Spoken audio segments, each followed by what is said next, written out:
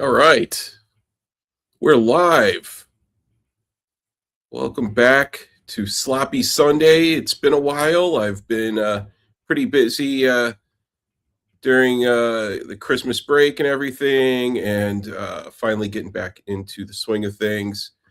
And tonight is going to be usually the Sloppy Sunday rants are just some complaining about everyday things. But I thought tonight maybe I'd circle back around to the vinyl community and talking about records and music and a genre of music that has never been discussed on YouTube on the vinyl community, and that's mom music. I have a box of records that I inherited from my mother, and boy, is there a collection of mom music and all of that. Just imagine anything from the mid 70s all the way through the late 80s, just stacked full of mom music. There are a lot of deep dives on YouTube of different types of music, metal, jazz, rock, what have you. But there's never been a Melissa Manchester deep dive or anything like that. And that's what we're going to cover. We're not going to cover the entire box of mom music tonight. I'm going to spread it out throughout a couple weeks. Yeah, so tonight I picked a handful of records to take a look at out of the mom collection, and we'll take a look at those. Mom music. Moms are always best known for their home cooking, their ability to fold a fitted bed sheet, and being the sole consumer base for decorative soaps. One thing they've never been known for is their taste in music. It's a little mysterious. There are some things in life that I'm comfortable admitting, that I've accepted and I'm at peace with. And I will never scale untethered, the 101-story tower in China. I'll never jump out of a plane without a parachute on, and I will never know how to fold a fitted bed sheet. That's one of those things. Like when I wash my sheets and I have the fitted bed sheet, I do just just pretty much is in a pile and then just stick it on the shelf. The fitted bed sheet, it's always a mystery of how to fold that. Somehow my mother can fold the fitted bed sheet like it's being used in a photo shoot for a J.C. Penney catalog. Like you could bounce a quarter off of it. You could take the folded fitted bed sheet and hold it up to the light, and you'd get a perfect 45-degree angle shadow right from it. Like it could be like a timepiece, that rotates with the sun to tell you what time it is. She can fold a fitted bed sheet that well. Decorative soaps are another thing too that moms have always been really big into. I think it would be a real struggle to find any man who's ever purchased decorative soaps. Like you go to my mom's house and they always do this too. They have the decorative soaps in like a basket on the sink, and the soaps, it's like a soap of like a starfish or a duck or a half crescent moon or something like that. They're decorative though. They're soaps, but God forbid you actually wash your hands with one of them. No, you can't do that. There's soaps that you are forbidden to use to actually wash your hands with that usually match a hand towel that you're forbidden for using to dry your hands with too. I don't understand the logic behind that. Maybe it's just the battle of the sexes, maybe it's just a mom thing, but I've never understood decorative soaps and decorative hand towels and how you can't. Yeah, it's soap, you can go, but you cannot under any circumstances wash your hands with the decorative soap. And whatever you do not dry your hands on with the decorative hand towel that's hanging there that you would think, oh, it's a towel I could dry my hands on it. No, no, not with the decorative hand towel, not at all. So what else do we have here? Uh, there are things too. Home cooking is something moms are known for. They're known for their home cooking. They're known for baking and for desserts. Dads, on the other hand, I mean, my dad died when I was really young. I don't really have any memories, to be honest. But I know that dads are known for grilling. So that's the one thing that dads are known for, is usually for their grilling, not known for the baking or desserts or anything like that. So that's one thing to give moms credit for, is because I do like some good desserts, and I liked some baked food, pastries, things like that. Yeah. So, anyways, mom music. I figured tonight I have some records here to show, and I'm going to show probably the mom record out of all of the mom records that I pulled for tonight. And the first one that we're going to take a look at is Celebrate the Season with Tupperware. All right, so let me give you a little bit of backstory about how this record ended up in my possession. Um, in the 80s, my mother was a Tupperware salesperson. She was part of that whole Tupperware cult, where they would organize parties. Well, they called it a party, but it was just a sales pitch where they would go over to someone's house and demonstrate demo all of the Tupperware products, and other moms would come over, and I guess they would probably drink wine or whatever. But all Tupperware is it's just containers to store food in. I don't understand why there's this whole idea of having a Tupperware party, is what they were called, and people would go, and all the moms would gather at one mom's house, and it seems like a self-defeating business practice, honestly, because it seems like Tupperware, you would just sell more product if you had it on the shelves in stores. I don't even know if Tupperware still exists, if Tupperware is still around. I've never seen Tupperware for sale in a store. As far as I know, the only way you could get a hold of Tupperware is by attending a party, and where there was the salesperson. My mother was one of those Tupperware salespeople. Um, Maybe it was like an early pyramid scheme. I don't know. I don't know. It's weird. If Tupperware is still not around today, we know why. And that's because they thought, well, like, well, you know what? We don't need to sell our product in stores.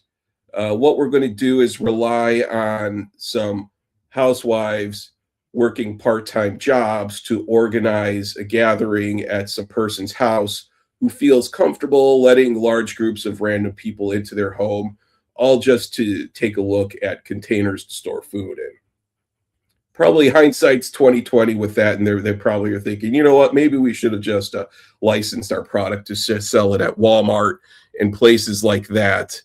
Yeah, so we have Jason Rojas. It's an excuse to get drunk. That's probably what it was, the Tupperware party. Who knows? Maybe it was a blast. Maybe they were pulling bong hits or something. Well, I mean, my mom, no, definitely not. But well, so what do we have here on the Celebrate the Season with Tupperware record? Tupperware wishes you the best of the season with an exclusive collection of classic music to celebrate the warmth and joy of the holidays. So yes, it's Christmas music.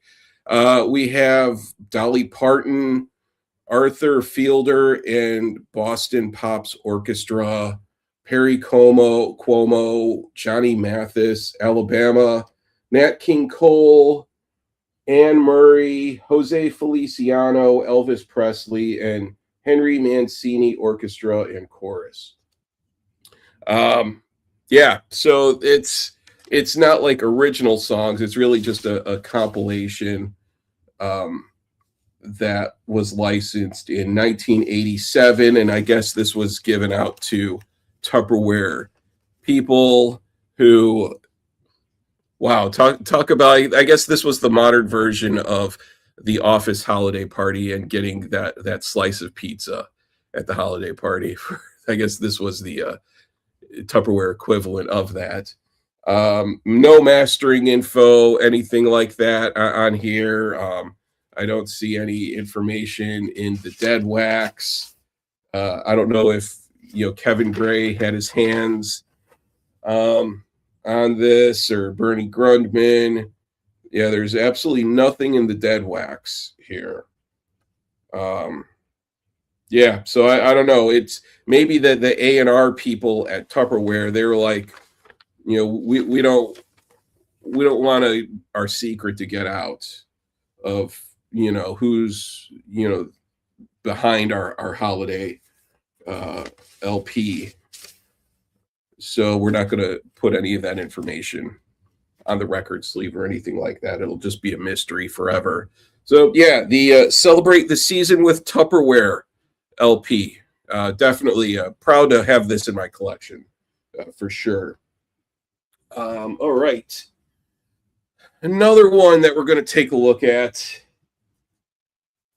And boy, I don't know. Oh yeah, and another thing too, going back to Tupperware, my mother, who was the Tupperware sales person, she reached the status where she got a company car that was the classic 80s style Dodge Caravan. So anyone who is probably, was born at least in the 80s, possibly maybe early 90s, knows the classic Dodge Caravan. There were one of two colors. There was a maroon Caravan, minivan. It was really kind of like the first minivan. It had the sliding door on the side. It kind of looked like a large, just a larger version, a larger, taller version of like a Cutlass Sierra or something like that. It had the emblem on the hood, and one was maroon, and then the other was tan with wood paneling. Those were the two classic Dodge Caravans. My mother, we had a red one that she had gotten from Tupperware, I guess for selling enough containers to store food in. So yeah, that's just a little bit of a history there, something our family really takes pride in. All right, next one we're going to take a look at here, and boy, this is a tearjerker. It really is. Incredible song on it, and that is Melissa Manchester, Don't Cry Out Loud. Now, this one, I do not need to. If you've never heard that song, Don't Cry Out Loud, then you don't know good music. The chorus that goes, don't cry out loud, just keep it inside. Learn how to hide your feelings. Fly high and proud. And if you should fall, remember you're shot. You almost had it all. Very moving, very moving. I was listening to some of this, and I'm telling you, that song, I played it a few times. It was a good one, definitely. Melissa Manchester. I don't recognize any names on here. Mastering and editing by Joe Hans at Kendon Recorders. I don't know. There's no Abbey Road, there's no Bernie Grundman or Kevin Gray on this one, or Chris Bellman. But that song, definitely, this whole album, it's all kind of like in the vein of that type of sound. of Don't Cry Out Loud, but very moving for sure.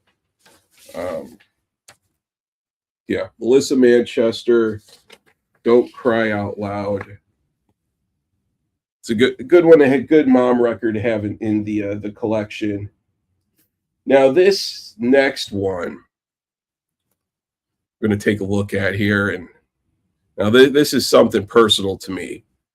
I've spoken before about how, I'm, once or twice or maybe 27 times, on in the YouTube community, I've mentioned that I have a collection of Barbara Streisand albums. I like Barbara. I have plenty of Barbara records of my own, and I ended up with two copies of Memories by Barbara Streisand. Now, this was my copy of Memory, and then, wouldn't you know, out of the collection for my mother, I got the one in shrink with hype sticker and a Caldor price tag on it, or a Caldor sticker of some sort. But I mean, two brand new hits coming in and out of your life. That's a good song. It's a good song. But Memory, my God. Like, Memory is a song, and it's the first song, like this collection. Now, this is like a greatest hits. I wouldn't want to say it's a greatest hits collection, but it's a hits collection from her late 70s to early 80s catalog. Side one, song one is Memory. Like, how could you? That's like opening a Barbara album with Memory is like when you would get your Christmas presents in a pile, and the first one that you open is the best gift out of everything. Like, the first gift that you open is, the Xbox, or something like that, but then everything after that is all socks and underwear. It's you just opening an album with Memory is just like, after it's done, it's like, I got to take the needle off of the record here. I need to collect my emotions. I'm sorry, but I am feeling it a little too much, too much Memory there. And then the second song, You Don't Bring Me Flowers Anymore, with Neil Diamond. Man, that song kicks ass. I love that song. You don't bring me flowers anymore. My Heart Belongs to Me. That one's all right. New York State of Mind. A little. It was never really into that song. Then there's a song that she did with Donna Summer. No More Tears. Enough is enough is enough. I'll tell you, enough is enough. Yeah. But and then side two, Coming In and Out of Your Life. That one's all right. But Evergreen is a song that I've always really liked a lot, and Lost Inside of You, The Love Inside, The Way We Were. That's another one. My God. The Way We Were. I mean, that song is just powerful. But yeah, Memory. I don't know. It's an excellent song. I mean, like, when you look into it, it's kind of like when you read the lyrics and you're processing the message. It's like, you're a young woman living in New York, looking for love, but you're vulnerable, and your heart gets broken easily. It's, yeah. I mean, I lived in New York for 10 years. I've been down that road.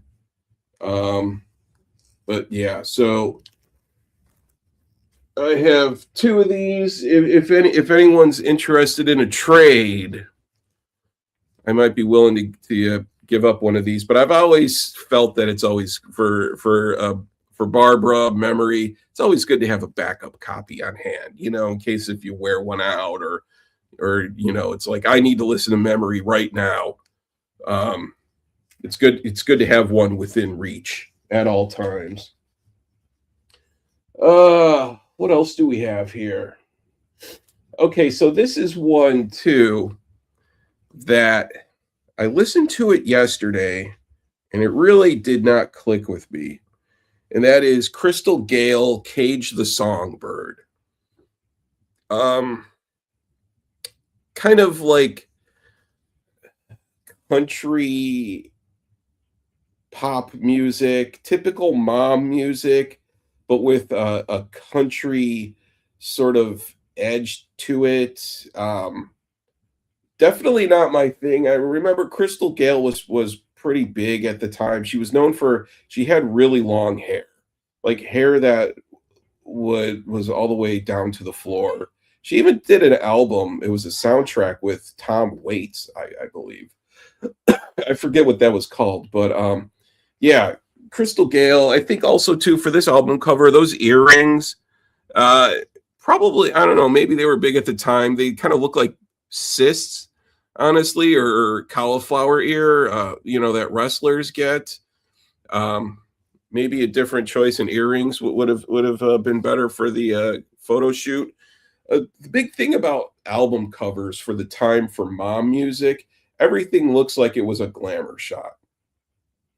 I remember, there was a time when glamour shots were a big thing for moms, where there was a portrait studio at the mall that the moms would go to get glamour shots taken. Um, like where they would get out some risque, top to put on, or like the leather jacket, and they'd hairspray their hair up, and then they'd go and get a glamour shot of at the mall. Glamour Shots, I think, was actually the name of the company, but that's what Crystal Gale looks like here. Another one where somehow I ended up with two of these.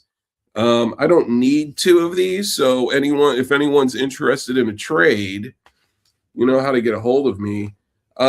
Cage the Songbird, the Sound of Goodbye, the opening song, that one was all right. I Don't Want to Lose Your Love was all right. Um, I just didn't listen to it enough. I'll give it another spin.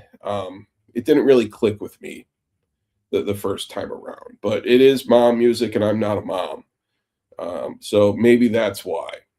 But yeah, Crystal Gale, Cage the Songbird. And I have plenty of other Crystal Gale albums in the box of Bomb Records. Plenty of other Crystal Gale albums. So you'll be seeing some more Crystal Gale come up on screen. And where else here? Okay. So now this next one, this is actually a pretty popular album, and that is Bad Girls by Donna Summer. Um, this one, I remember one time seeing Mike at the In Groove talk about this album, and he said, "Yeah, every time they come in, they're always beat to death, and there's cocaine on them or whatever, and you can't find a good quality OG." I can assure you that this one, no cocaine came anywhere close to this one. In my mom's possession, probably the most that it came in contact with is potpourri. Um, that's about it. Yeah. And so this one, I mean, this is, of course, the disco album. I'm looking for some hot stuff, baby. And then Bad Girls, Love Will Always Find You. It's a double LP set. Um, I always kind of like the album cover too, of how she's like a streetwalker, a working girl, I guess. And then that's everything too, and the inside gatefold. I've seen some streetwalkers here in Chicago. Um, they don't look anywhere near that good. Far, far from it. Um, yeah. So it's yeah. Here's another. Here she is, on the back with the beret. Um, yeah, this was produced by Giorgio Moroder, who was a big dance music producer back at the time. But where else was it? Yeah, this is in definitely in really good condition. Um, I'll have to listen to it again. It's yeah, it's a classic album. Definitely did not come in any contact with any cocaine or anything like that. The most it would have come in contact with is potpourri, or a scented candle, possibly in my mom's possession. Scented candles, a big thing. Like scented candles, you know those scented candles that have dried fruit in them and they smell really good, and you're just looking at it and you're just like, oh, if I could just take a bite out of that. It just smells so good, it looks good, like those type of scented candles, mom candles. Or she would have the like a basket of potpourri. It's like dried fruit and wood chips and things like that. Another thing where it looks like you could just grab a handful, just shove it in your face and eat it. Potpourri and scented candles are very misleading because they smell so good that you think you could just eat it, but you can't. Like you can't eat this big glob of wax. You'd probably choke on it and die. But it just smells so good. I'm surprised no one has tried that yet. Like how when you get a plastic bag from a store and there's always that warning, this is not a toy, keep it away from children, and you wonder like, well, what idiot is there who would give a plastic bag to a child to play with? There's always that one person out there. Same probably goes for potpourri. I'm sure that when you look at some of those fancy mom candles that have dried fruit in them, and it's like apple, cinnamon, vanilla scented candles, and when you look at that, I can guarantee somewhere out there there's one person who has tried to eat that. There's probably a warning on the candle, like, warning, this is not food, it's not edible, don't try to eat it. I'm sure somewhere out there one person, probably really high, tried to eat a Yankee candle at some point. So yeah, Donna Summer. And then what else do we have here? I think for tonight, I just have one more mom record to go over. With this one, I haven't listened to this yet, but I have a feeling it's in the vein of Crystal Gale, and that is Sylvia. Um, I I was going to listen to it, but I just, I honestly, I can only digest so much mom music in one day. Yesterday, I was, it's been like 10 degrees here in Chicago. So I was inside yesterday, and it's like, okay, I listened to plenty of Barbara, and then I was listening to Crystal Gale and Donna Summer, and then I didn't get around to listening to Sylvia. So the next time that I talk about mom records on this stream, I will have listened to Sylvia beforehand, and I'll have a good, some good input on Sylvia. But I'm thinking Sylvia probably is just like Crystal Gale. I really get the Crystal Gale vibes from this. Nice quality jacket that this is in, by the way. RCA right there. What do we have here? No liner notes or anything, which is weird. Just Sylvia is what it's called. So that's kind of weird. Maybe there at one time there was an inner sleeve or liner notes, but it was lost. But yeah. So I don't have any mastering info or anything like that. But yeah, I'll give Sylvia a spin next time I do this mom record stream. Yeah. So that's just some mom records. I'm telling you, I have two very large boxes of mom records to go over. There's some other stuff that I'm like, what is this? I kind of wonder too with mom music is it seems like, does mom music even exist anymore?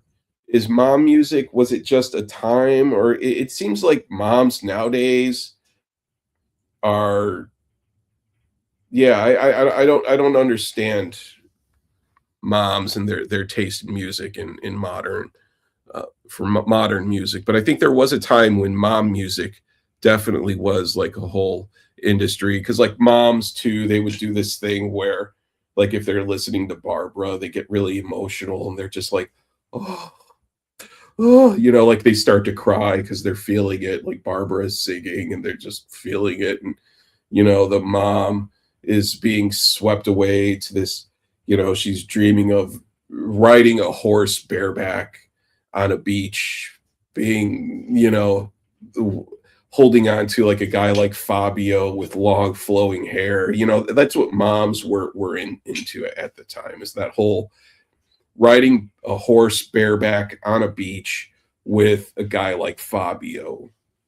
And I think Fabio was he was big at that time. I think those were the Fabio heydays, where it would be the at least definitely the 80s. Fabio was really big then, with the moms. And yeah, moms too. Yeah, I don't know. Enough complaining about moms. Anyways, so yeah, this is just a quick talking about some mom records. Um, it's been really cold here in Chicago, like real cold, and it's still going to be cold for a while. Um, anyways, everyone who tuned in, thank you for watching. And if you're not subscribed, please do.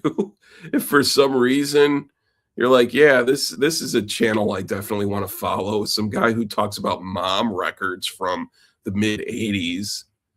Boy, that sounds like interesting content that I definitely want to spend my time taking in. But yeah, anyways, thanks for watching.